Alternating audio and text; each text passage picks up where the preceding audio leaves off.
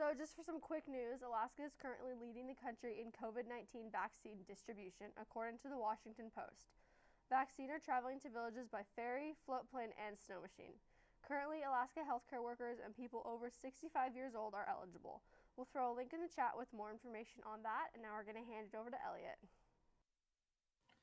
Thank you for that, Bria. So I'm going to start. First of all, welcome, crew. Thank you guys for joining me. You guys know you are my favorite crew. I'm going to start with Mr. Claymire. Do you have any updates for us? Good morning. No, just kind of waiting for things to happen in the state. It's starting to warm up. That's a good thing. I'm headed to Fairbanks this afternoon, so I'm going to be outside. So I'm needing that warm up a little bit. But in terms of education, geez, I usually rely on Commissioner Johnson to go first and say everything. No, looking at, I guess, the progress of Senate Bill 56, I believe it is, that's going through the Senate to whether or not to extend the emergency declaration powers to allow the governor to extend those. That's pretty crucial for the state, for education. For one thing, it will allow the states to carry over some of their COVID money that come in the relief bills. Otherwise, it would all have to be spent immediately, and that's probably not the best use of that money. The deadlines for each of the COVID relief packages extend into next year and the year after, possibly even a third year.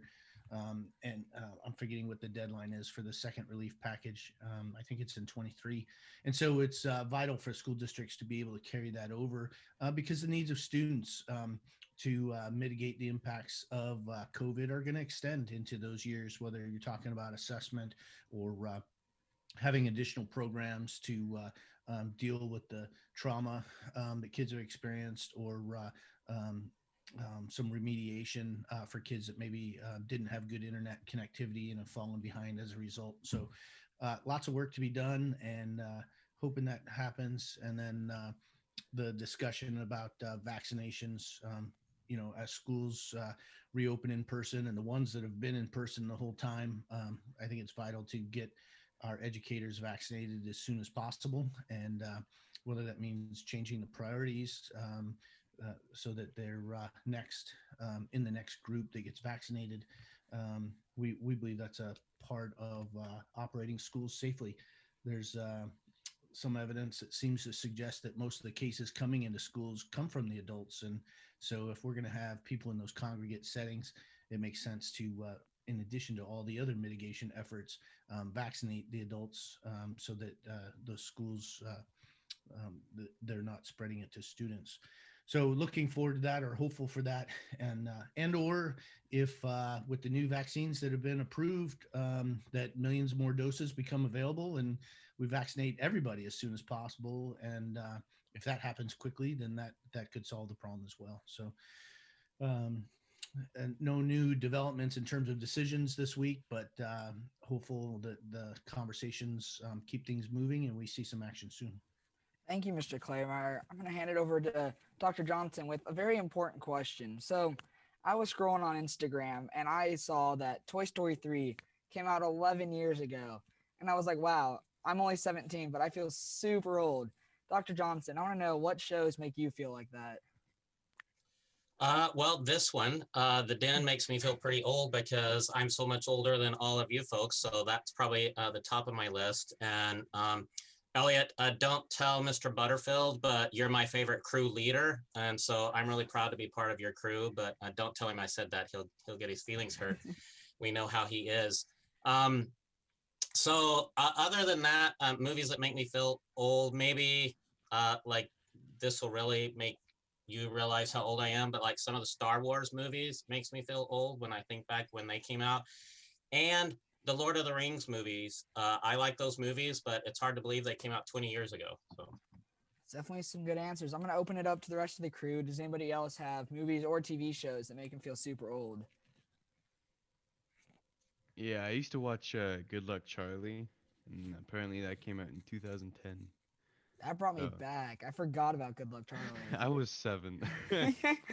Wow, that was, wow. That's definitely a throwback.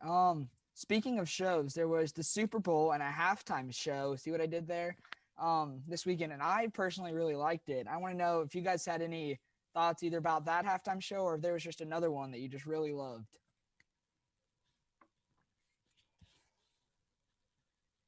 Nothing? I'll cheat a little bit and say, the Super Bowl halftime shows are not near as cool as Olympic opening ceremonies. So I know it's not a halftime show, but I'll cheat and say Olympics opening ceremonies. I really like those. Ooh, I mean, I would hope something on a worldwide stage is at least a little bit better than something mostly in America. So definitely a valid point. With that, I'm going to ask if there's any other general updates that anybody wants to give, any last minute things. That's a no. So with that, I'm going to hand it over to Bria. Thanks, Elliot and Zoom crew. We appreciate you guys so much. And so ASD has some testing sites set up at Anchorage School for staff and students, and we're going to get the link in those chat for more information where the schools are and their operating hours. And also this weekend's Iron Dog weekend. So this Saturday, our crew will be traveling out to Big Lake to live stream the start of this race, and then we'll be back there the following week to live stream the finish. So tune in to our YouTube channel and watch all that hard work that we put in. Support the Iron Dog race. It's so much fun, so go check that out. And that's all we have for today. So thank you so much for tuning in. And remember, we have one more show at noon, and have a great Wednesday.